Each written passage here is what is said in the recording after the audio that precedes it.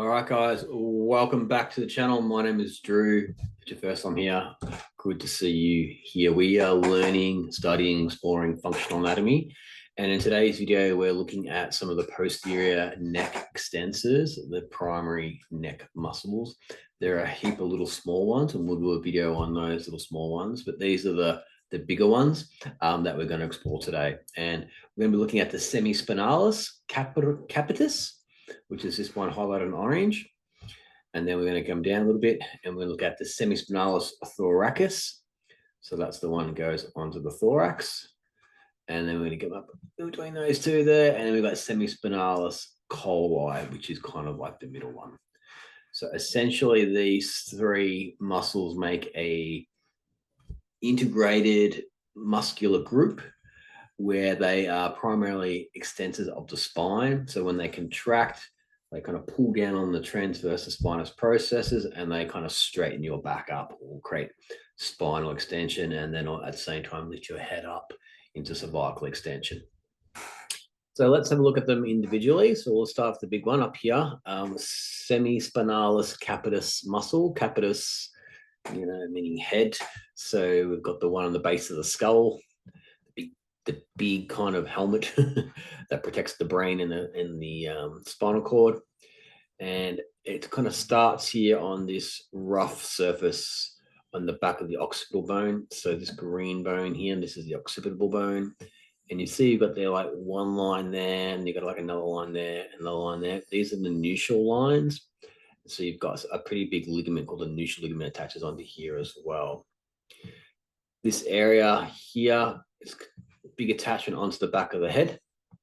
It's a big tendon, big attachment on either side. So they're bilateral muscles, left and right, and they're going to thread their way down, and they're going to attach onto.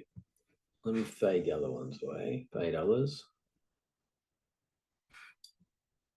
And they're going to attach onto. That's not a very good.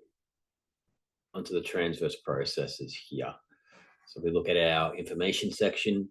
We're on complete anatomy as always. We're just going to show you some of the global things you can do with complete anatomy. There's heaps of other tools.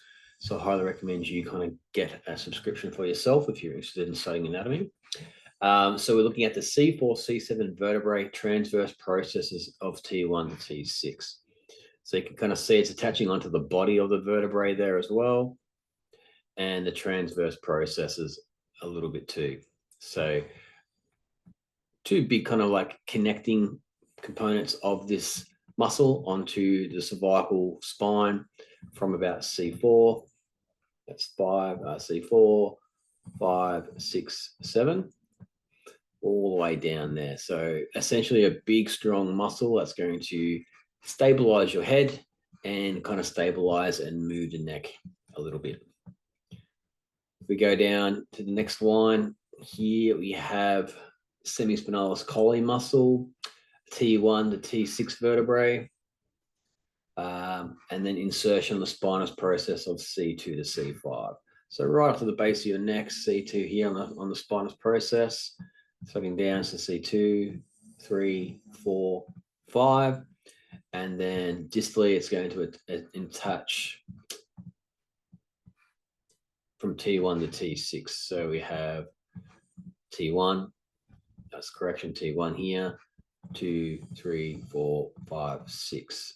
So T6 typically tends to be the spinous process, kind of level with the lower aspect of your shoulder blade.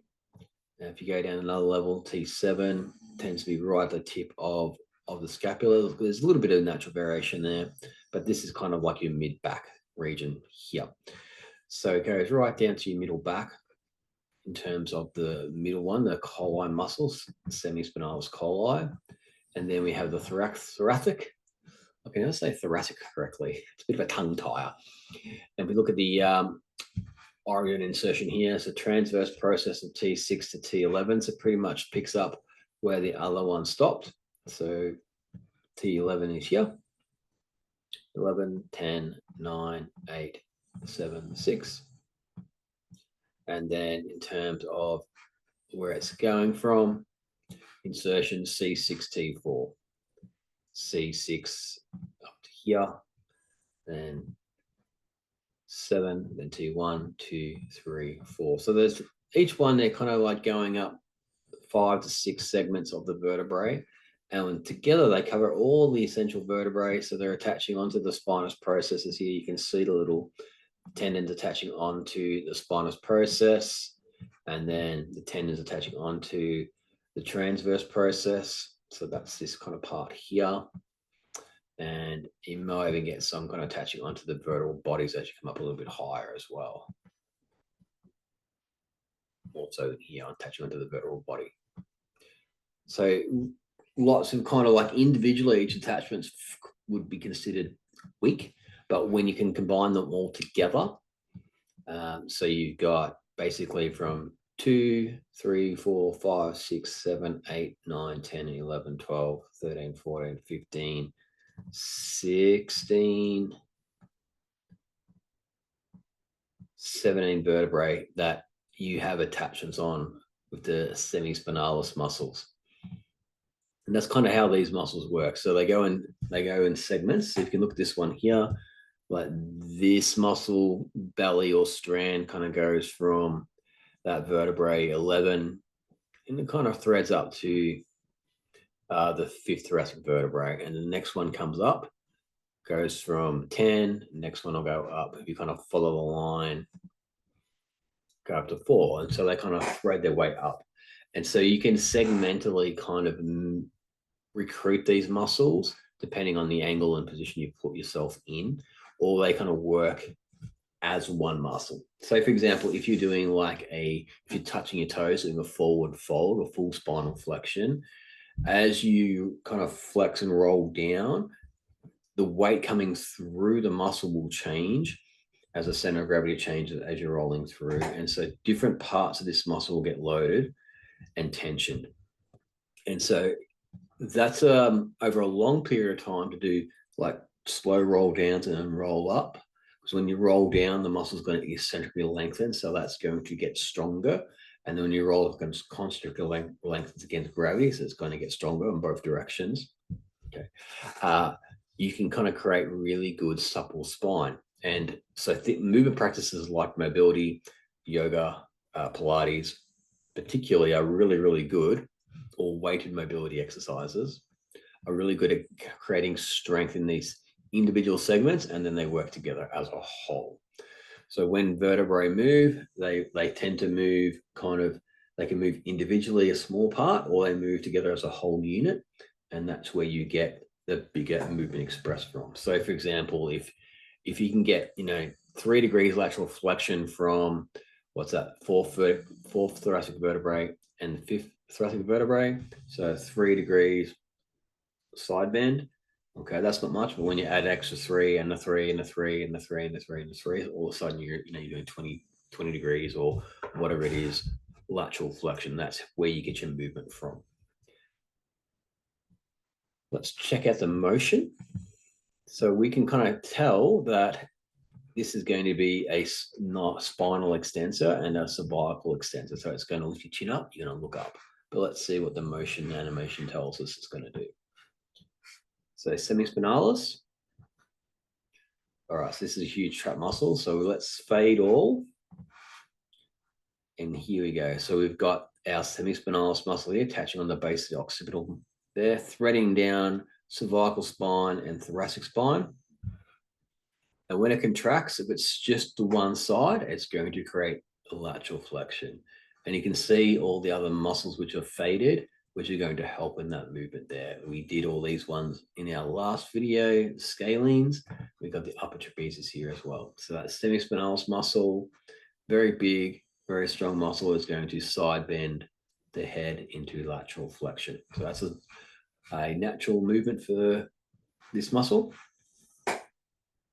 Then when they are working together, okay, we get extension. So if we turn around, so that's nodding down, so that's stretching that muscle, neutral, and then looking up, or spinal extension. And you can see a lot of the kind of the pivoting is happening here on this axis point here. So that's the basically where the skull sits on your cervical vertebrae here. Okay, so those two vertebrae have a unique kind of structure, and we'll do another video on that in the future. But just to kind of like see how that's pivoting, you've got a concave surface, so a round surface, and then you've got the bones kind of rolling on top of that. So all these little muscles here are helping control the neck and head position. Okay. Now, of course, as you contract this muscle down and it pulls on the base of the skull, you're going to pivot on that joint, and you're going to lift your head up, and the neck is going to move as well. So the cervical spine is going to move. And this guy here's got a fairly straight cervical spine, doesn't have much of a lordosis. I might recommend he go get checked out. Typically, you want a little bit more of a roundness in the neck. You don't want this kind of straight line through here, because you don't get those pivots in the on the facet joints, so you don't get that smooth articulation. If you've got one like that, it's not necessarily a bad thing though. Like, I definitely work with a lot of clients who have a straightish neck. It's just you don't get that kind of load absorption with this curved spine that you would typically get. So a good angle here to see how you would stretch it. So if you want to stretch this muscle, you just chin the chest, hold that position there. Okay, chin the chest, so you're going to get that nice lengthened position. You've got the weight of the head. So average person's head weighs between 4 or 6 kilos, depending on how big someone is. Okay, that's the pivot point there, basically where the ear is. Okay, so if you stick your finger in your ear, you kind of go in through the back, you're essentially going to pivot on that axis down. That's going to stretch there. This 4 to 5 kilos tips forward past the center of gravity, and then you're going to recruit this muscle here a lot to hold your head and stabilize it. So it's a really good way to stretch the head out by just chin the chest against gravity, and it'll do the job for you. You're going to get a lot of people's headaches are orientated from this area here, where this muscle gets really tensioned and quite fatigued. And in Chinese medicine, we've got some really nice acupuncture points that kind of sit in this muscle here, in here. There's one in there as well. And we also kind of come in from the side between the vertebrae here and in here. And when I do our series on the acupuncture points, we'll go through that and we'll demonstrate that we've got some gallbladder points coming through here. We've got a bladder point just sitting in through there. So it's some nice, yummy points. But we don't penetrate into the vertebral spaces at all. We're really only going into the muscular system. We're not going past the vertebral bodies when we're needling. That would be not ideal. Okay, and then we've got rotation. So in rotation, let's fade the other ones away. So you kind of, if the head's in the neutral position and it's pulling down, okay, it kind of basically creates a torque like so, or a twist, and so you get that nice cervical rotation. So to stretch this muscle, what you want to do is rotate and then chin the chest, and you'll get that angle as well. So you can stretch it in 2 ways. You get chin the chest down, rotate, chin the chest, so get that flexion. Or if you want to get it all at the same time, you rotate a little bit, chin the chest, and then laterally flex. Okay, that's where you'll get it in there. Now you need to be careful when you're doing those stretches, because when you laterally flex, we go back to lateral flexion.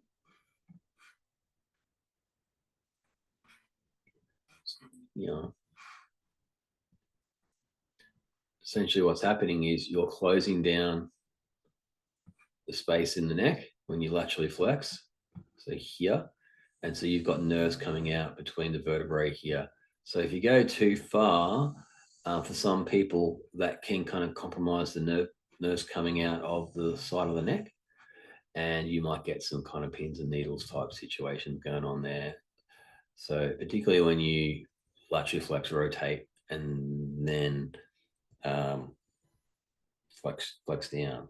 So when you do that kind of quadrant test, that's the gnarly one there. Great way to stretch it, but also if you want to jam your neck up, if you've got anything going on, that's the way to do it. Let's take that out. we've got some additional layers. There's something going on in there. What does it put on there? For some reason it's got fascia and the base in there. Let's get rid of all that. Let's have a look.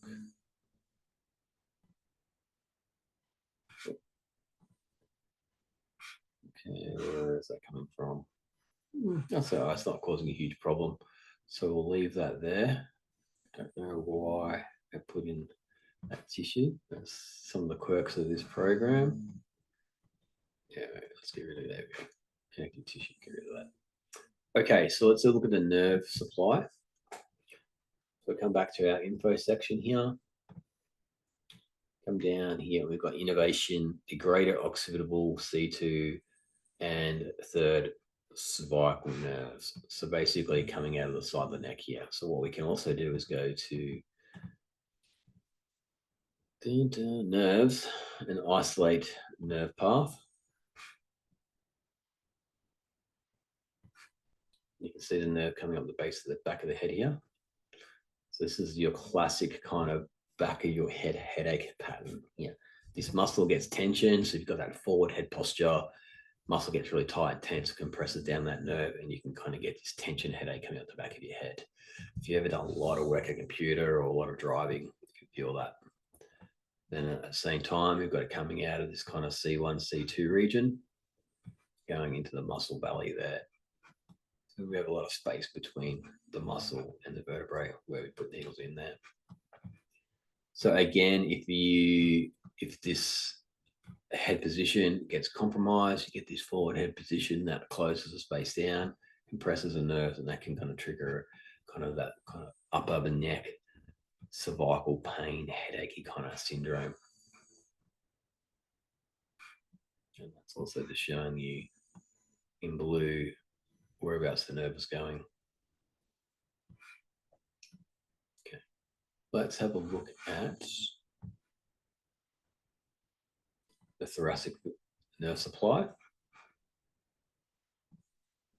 I'll isolate the nerve supply. So this one here, you've got nerves coming out segmentally at each level. So each level you're going to get nerves coming out.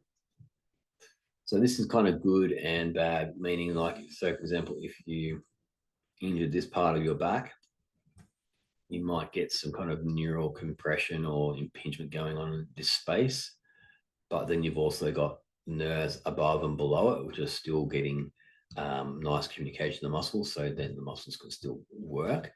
But this area, while this area heals and receives treatment. So that's kind of one of the good things about the segmental nerve.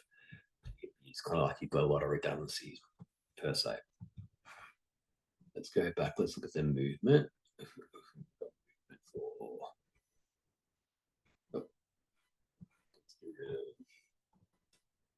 The arteries, nerves, back to the muscles. Doesn't have a movement set. High areas of motion. We have coffee, caffeine, lifeblood. So good. So good. Nice ground coffee. All right. So when you generate a new motion, take a little computing power. This is a nice example of thoracic rotation here. So you can see these semispinalis thoracic muscles coming down. You've got the multifidi here as well. Then you've got the going right up, threading up the spine. So when you got the attaching to the kind of like the spinous process body, and they kind of thread down onto the transverse process, you can kind of imagine as it's contracting, it's going to kind of track on a slight angle, and it's going to create this kind of twist or this rotation. Now this rotation, notice what happens here with the shoulder as well. So a lot of people's shoulder issues are related to the middle back not being able to rotate or have good movement because it's very stiff. And so when they're trying to move the shoulder back to reach or get their arm up overhead, because they're not getting this rotation, the shoulder itself doesn't move. So then it requires more mobility in the actual shoulder joint versus being integrated in with the rib cage and the core muscles here. So you'll see that as this is rotating here, as it's contracting, you're getting the rotation. So then you'll get the obliques on this side contracting to pull the ribs down. And on this side, you're going to get the lower back lengthening eccentrically. So you get this kind of left-right rotation. So I spin it around from the front.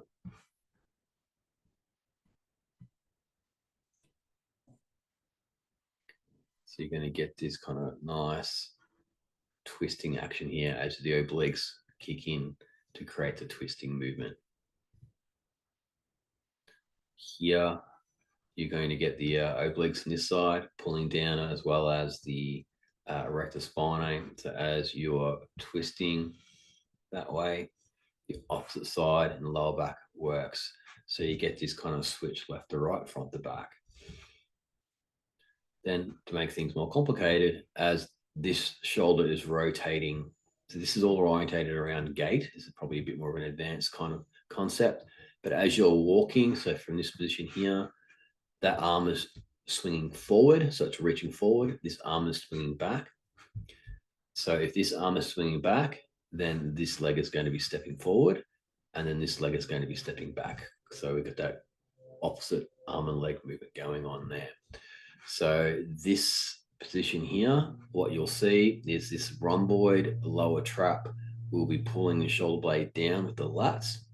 The arm will swing behind that way. So you'll have lats, rhomboids, lower traps that'll transfer down into the QLs, obliques on this side, and glute max, hamstring. So that cross pattern comes down. And then the reverse is true on the other side. Here you're going to have hip flexion because this leg is going to be swinging forward. Okay, at the same time, you're going to have right arm reaching forward. So that's going to be pec major, anterior delts. And this is walking or gait, and this is what's called reciprocal inhibition. So as one muscle contracts to swing a limb forward, the other one has to relax to allow that movement to occur.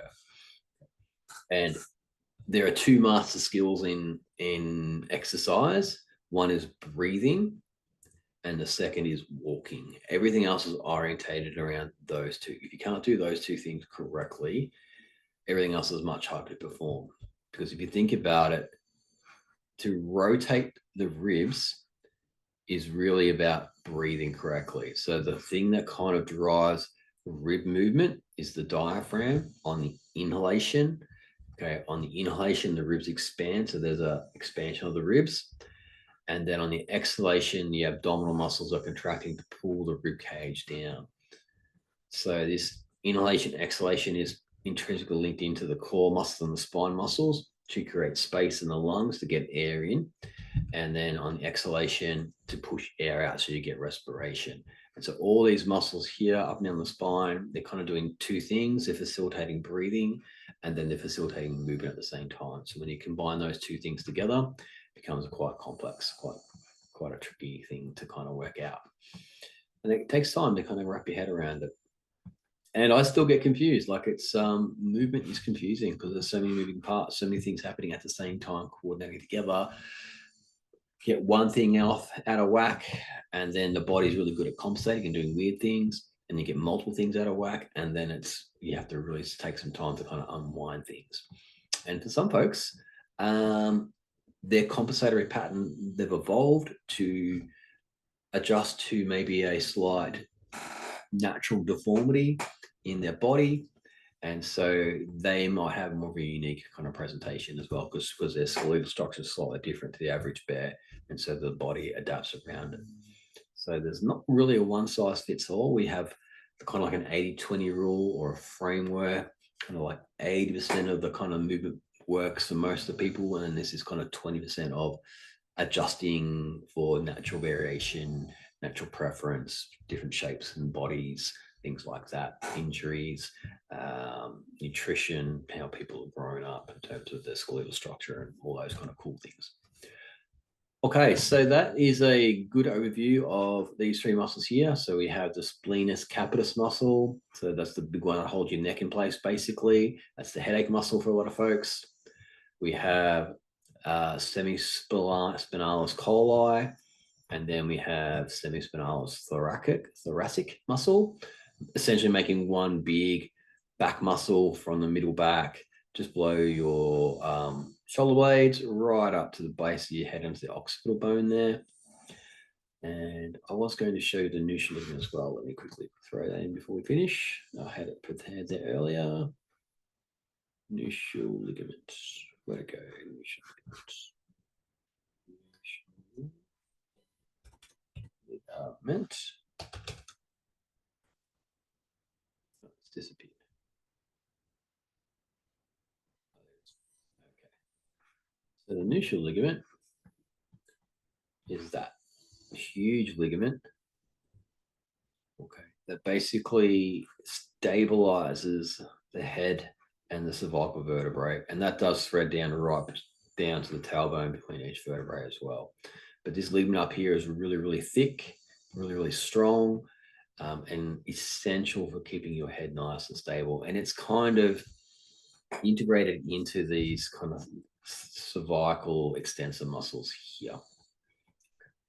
So if you do a really, really nice technique is to lie down on the ground and just put two kind of like massage balls or round rubber ones, just put them in the kind of those natural grooves just here, and just lie down and let the weight of your head just sink into these points, and you'll get this really nice kind of self-myofascial release technique to release the neck. And headaches say bye-bye if it's a tight muscle. All right, so that's enough of me speaking. Hope you really enjoyed that video. As always, please feel free to leave a comment. Really starting to appreciate all the comments. And if there's something I've missed or any other information you think is relevant, whack them down and into the comments. It's how we all can learn and grow together. You know, I've been doing this for 20 years. I'm still learning stuff, which is awesome. Yeah, please give me a like and a share to support the channel. And we'll see you in the next one, and we'll continue exploring our neck muscles. We might look at the sternocleidomastoid neck, which is that big neck muscle. Okay, we'll see you then.